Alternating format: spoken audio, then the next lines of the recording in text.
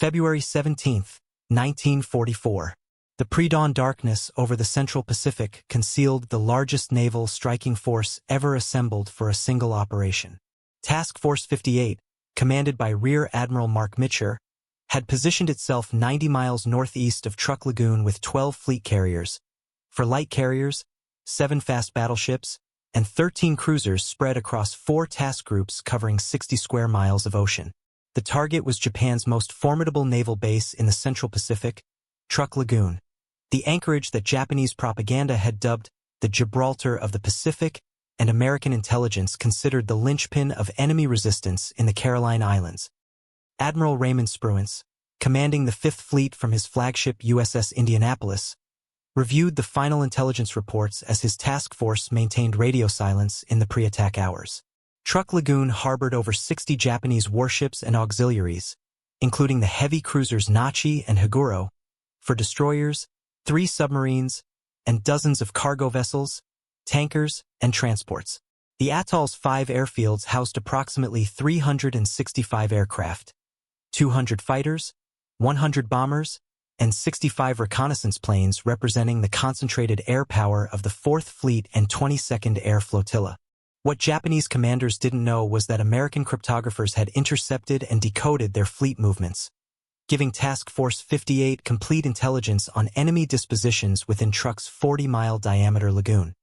The first launch from Task Force 58 began at 0630 hours as flight deck crews aboard USS Enterprise pushed 36 F-6F Hellcat fighters toward the catapults. Lieutenant Commander William Dean, leading Air Group 6, received his final briefing from Commander William Sample, while mechanics completed last-minute checks on his Hellcat's 2,000-horsepower Pratt & Whitney R-2800 engine. The morning air temperature of 78 degrees Fahrenheit and wind speed of 12 knots provided ideal flying conditions for what would become the largest carrier strike operation in Pacific War history to that date. Captain Matthew Gardner, commanding USS Yorktown, watched his air group launch 42 aircraft in the first wave, 18 F-6F Hellcats, 12 SB-2C Helldiver dive bombers, and 12 TBF Avenger torpedo bombers. Each Hellcat carried 650 caliber machine guns loaded with 2,400 rounds of mixed armor-piercing and incendiary ammunition, while the Helldivers were armed with 1,000-pound general-purpose bombs designed to penetrate ship hulls and detonate below the waterline. The Avengers carried Mark 13 torpedoes, each warhead containing 600 pounds of Torpex explosive capable of breaking the back of any cruiser or destroyer in the Japanese fleet. Admiral Mitscher, monitoring the strike coordination from USS Bunker Hill's flag bridge, understood that Operation Hailstone represented more than a tactical victory. The destruction of Truk would eliminate Japan's primary forward naval base and sever the supply lines connecting the home islands with the Marshall Islands, Caroline Islands, and Southwest Pacific garrisons. Intelligence estimates suggested that over 40,000 Japanese military personnel were stationed throughout the Truk Atoll complex, supported by extensive fortifications, radar installations, and coastal defense batteries that had been under construction since 1939. The second wave launch began at 0645 hours as USS Lexington's flight deck erupted, with the roar of 38 aircraft engines starting simultaneously. Commander Hugh Winters, leading Fighting Squadron 16, climbed into his F-6F-3 Hellcat while observing the intricate choreography of carrier flight operations. Plane directors in yellow jerseys guided aircraft to launch positions while aviation fuel crews in purple jerseys completed final fuel checks. Ordnance personnel in red jerseys armed the last bombs and torpedoes as the carrier turned into the wind to maximize lift for the heavily loaded strike aircraft. Lieutenant Alexander Vrashew, flying with Fighting Squadron 16 from USS Intrepid, had studied aerial photographs of Truk's defenses during the approach to the target area. The lagoon's 5 major anchorages, North Pass, Northeast Pass, South Pass, Eaton Anchorage, and Dublon Anchorage, contain the densest concentration of Japanese shipping outside the home islands. Vrashew's briefing materials identified 23 cargo vessels, 6 tankers, 8 destroyers, 4 cruisers, 2 submarines, and 15 auxiliary vessels anchored within the lagoon's protected waters, presenting target opportunities that exceeded every previous carrier strike operation. The first American aircraft appeared over Truk at 0730 hours, when Lieutenant Commander Dean's fighters swept across Eaton Island at 15,000 feet altitude. Japanese radar operators at the island's early warning station had detected the incoming formation 40 miles out, but communication failures prevented effective alert of all airfields within the Truk complex. The 204th Air Group, commanded by Captain Yoshio Yoshida, managed to scramble only 30 Zero fighters from Perham Airfield before Dean's Hellcats descended through cloud cover to begin their systematic destruction of Japanese air power. The air battle over Truk commenced at 0734 hours, when Dean's division encountered 12 Mitsubishi A6M50 fighters climbing to intercept the American formation. The engagement demonstrated the technological superiority that American naval aviation had achieved by early 1944.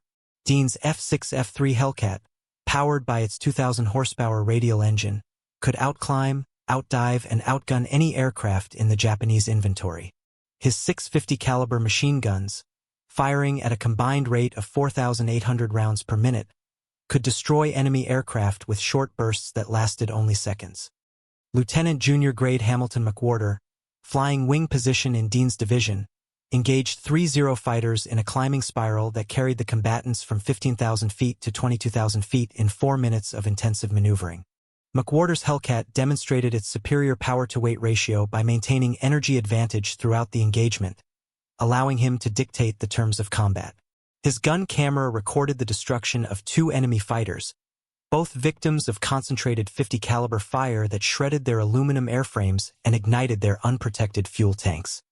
Captain Yoshida, leading the Japanese air defense from his command bunker on Dublon Island, watched in growing despair as American fighters systematically destroyed his aircraft both in the air and on the ground. The 22nd Air Flotilla had been reduced to fewer than 80 operational aircraft within the first 30 minutes of Operation Hailstone, with many of the lost planes destroyed while attempting to take off from airfields already under attack by American dive bombers and fighters. The coordination and scale of the American assault exceeded anything Japanese defenders had previously experienced. The dive bombing attack on Japanese shipping began at 0745 hours when 24 SB-2C Helldiver dive bombers from Task Group 582 rolled into 70-degree dives against targets in the North Pass anchorage. Lieutenant Commander James Ramage, leading Bombing Squadron 10 from USS Enterprise, targeted the 8,000-ton cargo vessel Ikoku Maru, anchored near the entrance to the main shipping channel. Ramage's 1,000-pound bomb struck the vessel amidships, penetrating to the cargo holds where it detonated among ammunition supplies destined for Japanese garrisons in the Marshall Islands.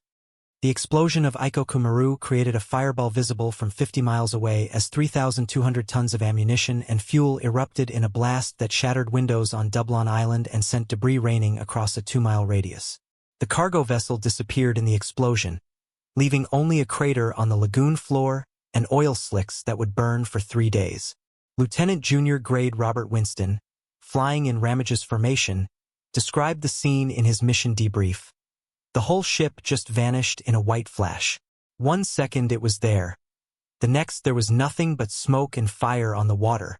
Torpedo Squadron 10, led by Lieutenant Commander John Phillips, approached the northeast pass anchorage at masthead height to attack the heavy cruiser Nachi and destroyer Mikes. Phillips's 12 TBF Avengers had approached Truk from the northeast, using weather fronts and cloud cover to mask their advance until the final attack run. Each Avenger carried a Mark 13 torpedo modified for shallow water attacks, with magnetic influence detonators designed to explode beneath enemy ship hulls for maximum destructive effect. The torpedo attack on Nachi commenced at 0752 hours when Phillips's Avengers swept across the lagoon at 240 knots, their torpedoes dropping into the water at 200-yard intervals to create an inescapable spread pattern. The heavy cruiser, displacing 13,000 tons and armed with 10 8-inch guns, had been moored in the Northeast Pass since February 10th while undergoing emergency repairs to her propulsion system. Japanese damage control parties had been working around the clock to restore the cruiser's mobility, but their efforts were terminated when 3 American torpedoes struck Nachi's port side within a 30-second span. Commander Takashi Yamaguchi, commanding Nachi, had ordered general quarters when the first American aircraft appeared over Truk, but the heavy cruiser's anti-aircraft battery of 12 25mm guns proved inadequate against the coordinated American attack. The first torpedo struck forward of the number 1 turret, flooding the forward magazines and causing the vessel to settle by the bow. The second torpedo struck amidships, destroying the cruiser's main engine room and severing electrical power throughout the ship. The third torpedo struck aft, breaking Nachi's back and causing catastrophic structural failure. The destruction of shipping in Dublin anchorage reached its climax at 0815 hours, when Lieutenant Commander Samuel Hines led 18 dive bombers against a concentration of tankers and cargo vessels anchored near the main fuel depot. Hines targeted the 10,000-ton tanker Hoyo Maru, fully loaded with aviation gasoline destined for Japanese airfields throughout the Central Pacific. His 1,000-pound bomb penetrated the tanker's deck plating and detonated in the No. 3 cargo tank, igniting 2,800 tons of high-octane aviation fuel in an explosion that created a mushroom cloud rising to 8,000 feet altitude. The secondary explosions from Hoyo Maru's destruction spread to adjacent vessels, creating a chain reaction that ultimately consumed 6 cargo ships, 2 smaller tankers, and a submarine depot ship anchored in Dublin anchorage. The fires burned with such intensity that the smoke column remained visible to Task Force 58 aircraft throughout the day, serving as a navigation reference point for subsequent strike missions. Lieutenant Robert Alexander, flying with Bombing Squadron 16, noted in his combat report, "The whole anchorage looked like a blast furnace. You could feel the heat from the fires even at 10,000 feet altitude."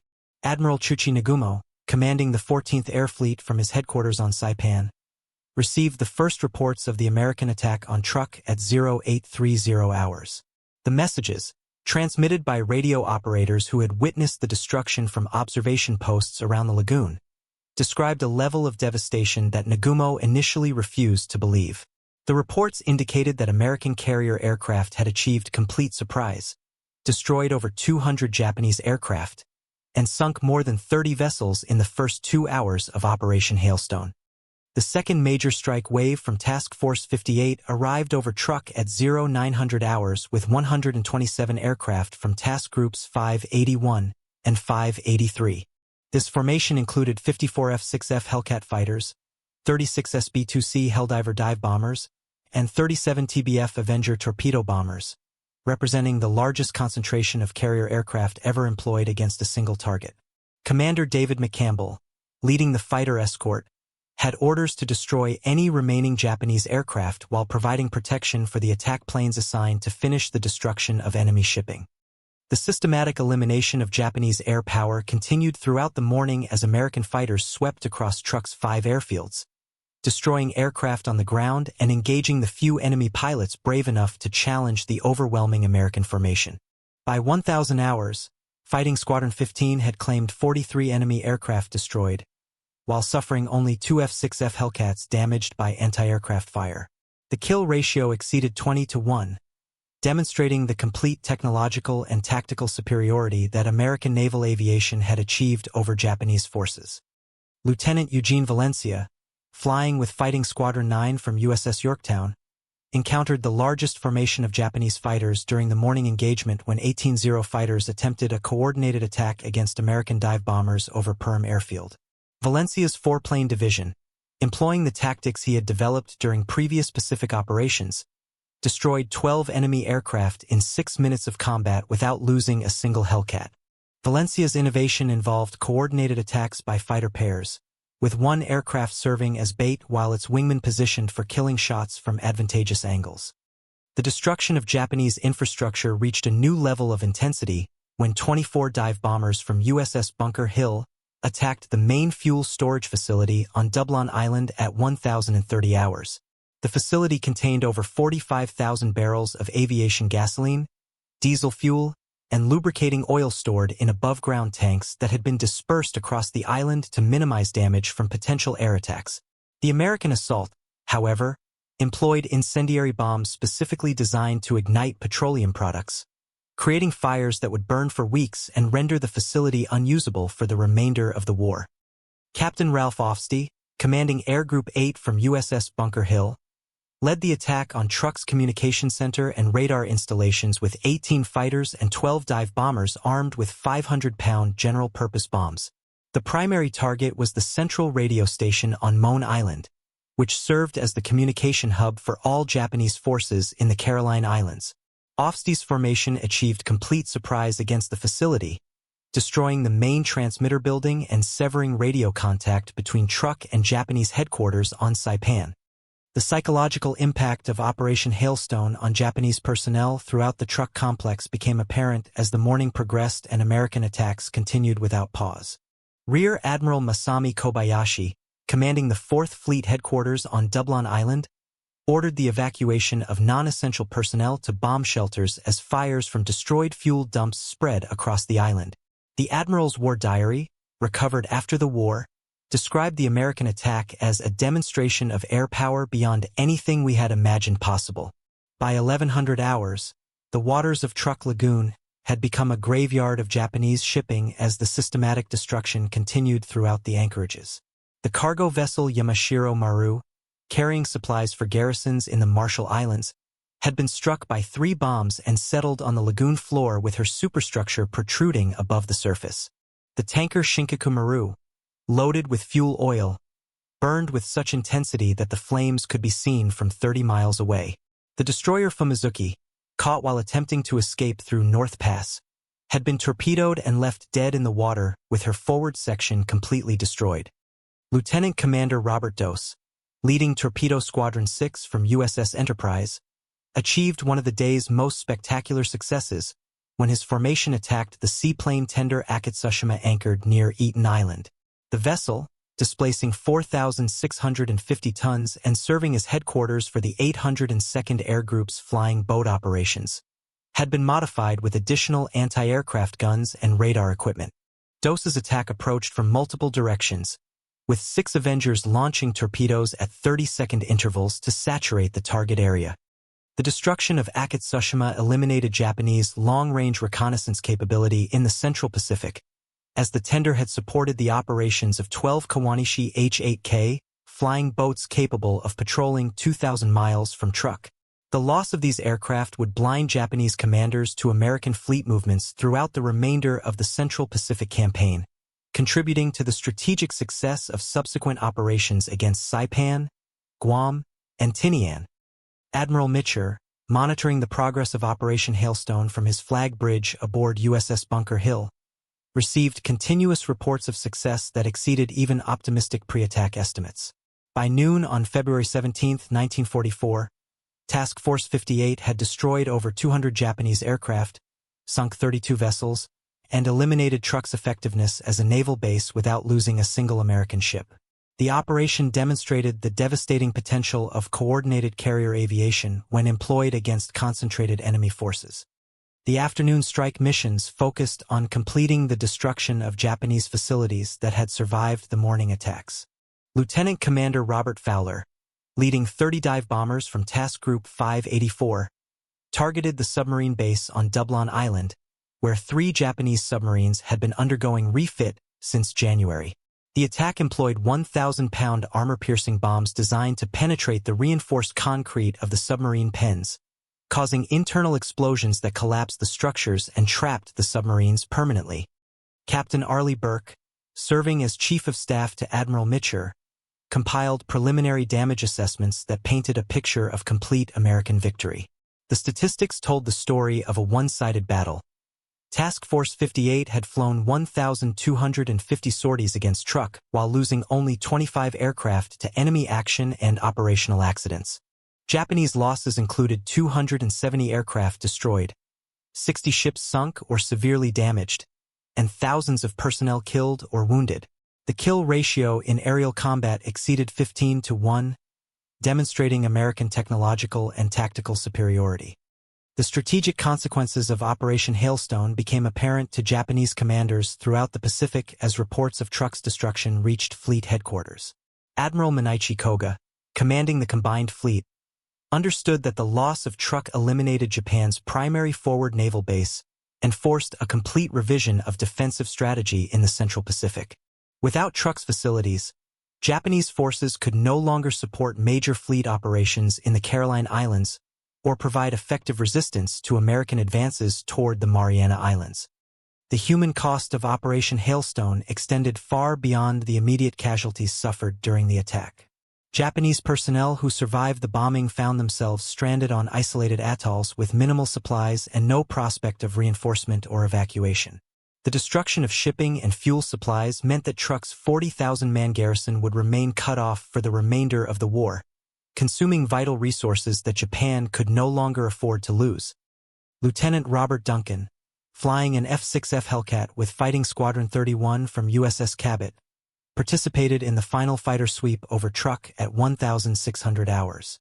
His mission involved destroying any remaining Japanese aircraft and strafing ground installations that had survived the day's bombing attacks.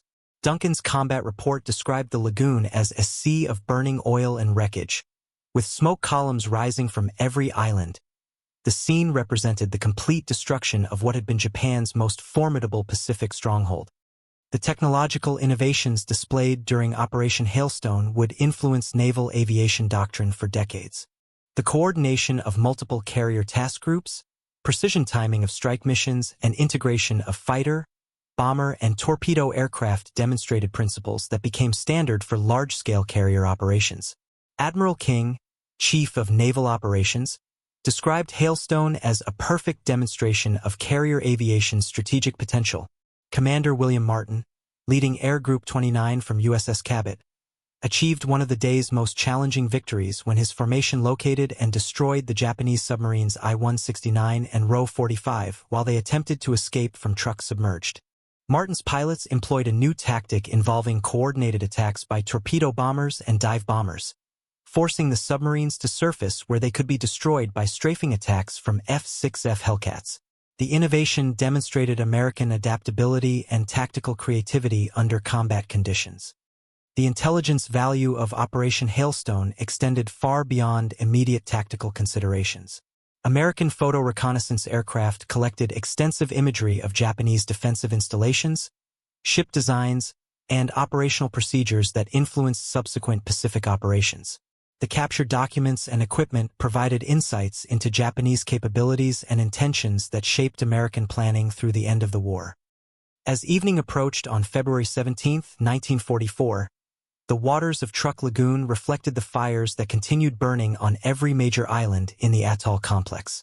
The lagoon that had harbored Japan's most powerful naval concentration now contained only wreckage and debris, its usefulness as a military base permanently eliminated. Task Force 58 prepared for night operations while maintaining combat air patrol over the devastated target area. The medical casualties from Operation Hailstone demonstrated the one-sided nature of the engagement. Task Force 58 reported 76 personnel killed or wounded, most from operational accidents rather than enemy action. Japanese losses exceeded 4,500 military personnel, including many experienced pilots and naval specialists whose skills could not be replaced. The human cost reflected the technological and tactical disparity that characterized Pacific War combat by 1944. Admiral Nimitz, receiving initial reports of Operation Hailstone at his Pearl Harbor headquarters, understood that February 17, 1944, marked a fundamental shift in Pacific War dynamics. The destruction of Truk eliminated Japan's last major forward naval base and opened the way for American advances toward the Mariana Islands. The operation had achieved strategic objectives that shortened the war by removing major obstacles to subsequent campaigns. The maintenance challenges faced by Task Force 58 after Operation Hailstone demonstrated the logistical complexity of sustaining large-scale carrier operations. The task force had expended over 500 tons of aviation gasoline, 200 tons of bombs and torpedoes, and 300,000 rounds of ammunition during the day's operations. The ability to sustain such consumption rates for extended periods gave American forces an insurmountable advantage over Japanese defenders operating with limited supply lines. The propaganda impact of Operation Hailstone reverberated throughout the Pacific theater as word of Truk's destruction spread among Japanese garrisons. The Gibraltar of the Pacific had been eliminated in a single day, demonstrating American air power at a level that convinced many Japanese officers that continued resistance was futile. The psychological damage exceeded even the massive material losses inflicted during the attack. Captain Forrest Sherman, serving on Admiral Nimitz's planning staff, analyzed Operation Hailstone's implications for future Pacific operations. The destruction of Japanese naval aviation and shipping at Truk removed major constraints on American strategic planning, allowing for more aggressive timetables and ambitious objectives. The operation had validated every aspect of American carrier doctrine while revealing the complete inadequacy of Japanese defensive preparations. The technological lessons learned during Operation Hailstone influenced aircraft development programs that shaped post-war naval aviation. The superior performance of American aircraft in combat validated design philosophies that emphasized firepower, protection, and reliability over pure maneuverability. The F-6F Hellcat's combat record at Truk, including its overwhelming success against Japanese fighters, established benchmarks that guided fighter development through the jet age. The environmental impact of Operation Hailstone created one of the world's largest underwater museums as the sunken ships of Truk Lagoon remained preserved in the tropical waters. The wrecks, including intact cargo vessels, tankers, and warships, would eventually become diving destinations that commemorated the day when American naval aviation achieved one of its most complete victories. The lagoon floor contained the physical evidence of Japan's naval collapse in the Central Pacific. Engineering analysis of Japanese equipment recovered from Truk revealed the growing quality problems that plagued enemy production by 1944. Aircraft engines showed evidence of inferior materials and simplified construction techniques that reduced their combat effectiveness. American intelligence officers noted that even Japan's most modern aircraft were no longer being manufactured to pre-war standards, reflecting the impact of strategic bombing and resource shortages. The strategic pause that followed Operation Hailstone allowed Task Force 58 to complete preparations for the Mariana Islands campaign without interference from Japanese naval aviation. Truk's elimination as a threat provided American planners with the flexibility to concentrate forces against more distant objectives while maintaining security in rear areas. The operation had created conditions that made subsequent Pacific victories possible. Admiral Halsey, commanding forces in the Southwest Pacific, received detailed reports of Operation Hailstone's tactics and results. The lessons learned would influence his own carrier operations during the Philippines campaign, where American naval aviation would face the final desperate attempts of Japanese air power to influence the war's outcome. The Truk attack had established patterns of overwhelming force application that became standard for major Pacific operations. The diplomatic consequences of Operation Hailstone extended beyond the immediate Pacific theater to influence global perceptions of American military capability. The destruction of Japan's premier naval base in a single day demonstrated a level of force projection that impressed Allied observers and concerned potential post-war adversaries. Task Force 58 had displayed the kind of overwhelming technological superiority that would shape international relations for decades. Commander Ernest Snowden, leading the night fighter detachment from USS Enterprise, participated in the final phase of Operation Hailstone when his F-6F Hellcats intercepted Japanese aircraft attempting to escape from Truk under cover of darkness. The night engagement, fought at altitudes below 5,000 feet, demonstrated American technological advantages in radar and radio equipment that allowed effective combat operations in conditions that grounded Japanese aircraft. The logistics network that supported Operation Hailstone represented one of the largest military supply operations in history. Task Force 58 had consumed supplies equivalent to the daily requirements of a major city while operating 1,000 miles from the nearest American base. The floating supply chain that sustained such operations gave American forces strategic flexibility that Japanese commanders could not match with their fixed defensive positions. As February 18 dawned over the Central Pacific, Task Force 58 continued operations against Truk with smaller-scale attacks designed to complete the destruction of any surviving Japanese facilities. The follow-up strikes encountered virtually no air opposition and minimal anti-aircraft fire, confirming that Operation Hailstone had achieved its objective of eliminating Truk as an effective military base. The lagoon that had once harbored Japan's most powerful fleet now served only as a monument to American air power. The individual heroism displayed by American pilots during Operation Hailstone became part of naval aviation legend. Men like David McCampbell, Robert Dose, and Eugene Valencia demonstrated that superior training and equipment could enable extraordinary achievements in combat. Their success inspired future generations of naval aviators who would carry American air power through the Cold War and beyond. The weather conditions during Operation Hailstone had been nearly perfect for carrier operations, with clear skies, moderate winds, and excellent visibility that allowed precise navigation and target identification. The meteorological forecast had been crucial to mission planning, as cloud cover or high winds could have significantly reduced the attack's effectiveness. American weather prediction capabilities, superior to Japanese forecasting, provided tactical advantages that influenced the operation's success. Admiral Koga's response to the destruction of Truk involved a complete reorganization of Japanese naval strategy that abandoned offensive operations in favor of purely defensive tactics. The combined fleet withdrew to bases closer to the home islands, conceding American control of the Central Pacific and accelerating the timeline for direct attacks on Japan itself. Operation Hailstone had forced a strategic retreat that shortened the war by eliminating Japanese forward positions. The communication intercepts that preceded Operation Hailstone demonstrated American cryptographic superiority that provided crucial intelligence advantages throughout the Pacific War. The ability to read Japanese naval codes allowed Task Force 58 to achieve complete surprise while targeting the maximum concentration of enemy forces. This intelligence success multiplied the operation's effectiveness and minimized American casualties. The training programs that produced the pilots who executed Operation Hailstone represented one of America's greatest wartime achievements. The Naval Air Training Command had expanded from a peacetime force of 6,000 aviators to over 60,000 by early 1944, maintaining quality standards that ensured combat effectiveness. The pilots who destroyed Truk were products of training systems that emphasized realistic combat preparation and technological familiarity. Captain Ralph Ofstey's post-mission analysis identified tactical innovations that would influence naval aviation doctrine through the end of the war. The coordination of multiple attack groups, precise timing of sequential strikes, and integration of different aircraft types had achieved a level of operational effectiveness that exceeded pre-war theoretical projections. The lessons learned at Truk became foundation principles for subsequent carrier operations.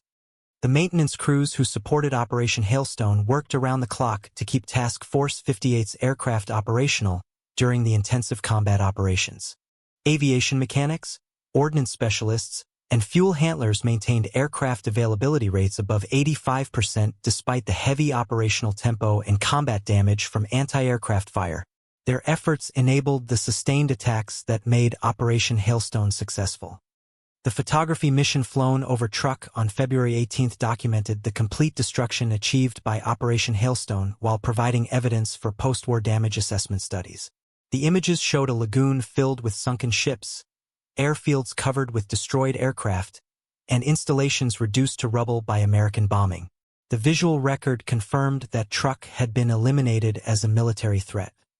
As Task Force 58 departed the Truk area on February 19, 1944, its aircraft had flown over 1,800 combat sorties in 48 hours, while maintaining continuous air coverage over the target area. The operational statistics exceeded every previous carrier aviation achievement and established new standards for force projection that influenced naval planning through the Cold War era. Operation Hailstone had demonstrated American naval aviation's strategic potential in ways that shaped the future of warfare. The strategic consequences of Operation Hailstone reverberated throughout the Pacific as Japanese commanders adjusted to the reality of complete American air superiority. The loss of Truk forced Japan to abandon forward defense strategies that had been central to Pacific war planning since 1941. The operation marked the beginning of Japan's final retreat toward the home islands under conditions of overwhelming American technological and numerical superiority. The memory of February 17, 1944, would haunt Japanese naval aviation through the remaining months of the Pacific War. Every subsequent operation had to be planned with the knowledge that American carrier forces could appear anywhere in the Pacific with devastating effect. The psychological impact of Operation Hailstone extended far beyond its immediate tactical consequences to shape Japanese strategy until the final surrender. The young pilots who participated in Operation Hailstone had witnessed one of naval aviation's most complete victories, destroying an entire enemy fleet and naval base in operations that lasted less than 48 hours. Their experience at Truk provided confidence and tactical knowledge that would guide American carrier aviation through subsequent campaigns against increasingly desperate Japanese resistance. The operation had established American naval aviation as the dominant force in Pacific warfare. The wreckage that remained scattered across Truk Lagoon after Operation Hailstone served as a permanent reminder of the day when American industrial capacity and technological superiority achieved decisive victory over Japanese naval power. The sunken ships, destroyed aircraft, and ruined installations represented the physical evidence of a strategic transformation that made final Allied victory in the Pacific War inevitable. Admiral Mitscher's final report on Operation Hailstone would become required reading at naval colleges throughout the world, its tactical lessons studied by officers who would lead carrier forces through future conflicts. The principles demonstrated during the Truk attack, technological superiority, coordinated tactics, and overwhelming force application, became foundations of American naval doctrine that would endure for generations. The morning of February 20th, 1944, found the waters of Truk Lagoon peaceful once again, their surface broken only by oil slicks and debris from the 60 vessels that lay on the lagoon floor. Task Force 58 resumed its westward advance toward the Mariana Islands, its mission accomplished and its superiority established beyond question.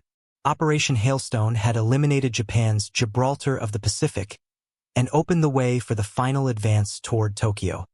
The strategic victory achieved during Operation Hailstone extended far beyond the immediate destruction of ships and aircraft to demonstrate American military power at a level that influenced global perceptions of the war's outcome. The operation had shown that American industrial capacity, technological innovation, and tactical excellence could overcome any defensive position, no matter how well prepared or strategically located. Task Force 58 had not just won a battle. It had displayed the kind of overwhelming superiority that would define American military power for decades to come. As the sun set on the Central Pacific Campaign's most decisive engagement, the legacy of Operation Hailstone was already shaping the war's final phases. The destruction of Truk had eliminated Japan's last major forward naval base and forced a complete revision of enemy strategy that accelerated the timeline for final victory. The young Americans who had participated in this historic operation had witnessed the moment when their nation's naval aviation achieved complete dominance over its enemies, a dominance that would influence the remainder of World War II and the shape of the post-war world.